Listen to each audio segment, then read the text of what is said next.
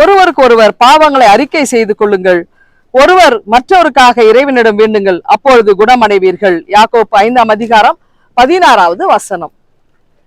கடவுளுக்கு பயந்து நம்ம வாழும்போது எந்த தீமையோ எந்த பாவமோ எந்த நோய் கூட நம்மளை கிட்ட வரவிட மாட்டாராம். ஏன்னா அந்த அளவுக்கு கடவுள் ஆற்றல் மிகுந்தவரா இருந்து நம்மை அப்படியே அழகாய் நம்மளே பாதுகாக்கிற ஒரு கடவுளாக நம்ம கூட இருக்கிறாருங்க.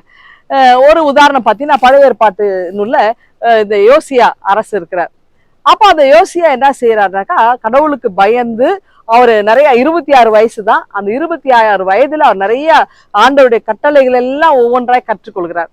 அப்ப கற்று வர நேரத்துல உள்தாள் அப்படின்ற பெண் தீர்க்கதரிசி வழியா அவர் என்ன செய்யறாருனாக்கா, இந்த யூதா நாட்டுக்கு வரவிருக்கின்ற அழிவு, தீமை, இதை குறித்தெல்லாம் அறிந்து கொள்றார். அறிந்து கொண்டு என்ன செய்யறாருன்னா, ஒரு ராஜாதான், ஆனா மனம் கசந்து அடறார்.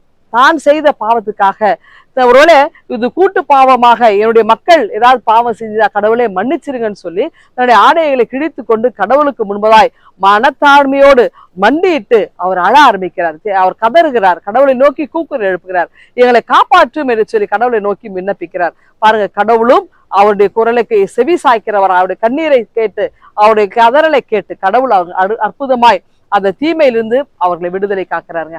நாமும் ஆண்டவரிடத்திலே நாம் ஒருவரை ஒருவர் ஏற்று மனம் மாற நாம் ஒருவரை மன்னித்து ஒப்புரவாக்கி நாம் வாழும் பொழுது நிச்சயமாக நமக்கு எதிராக வருகிற எந்த தீமையாக இருந்தாலும் ஆண்டவர் அதை ஒன்றுமில்லாமல் போடுவார். இதுக்கெல்லாம் காரணம் கடவுளுக்கு பயப்படுகிற பயம்.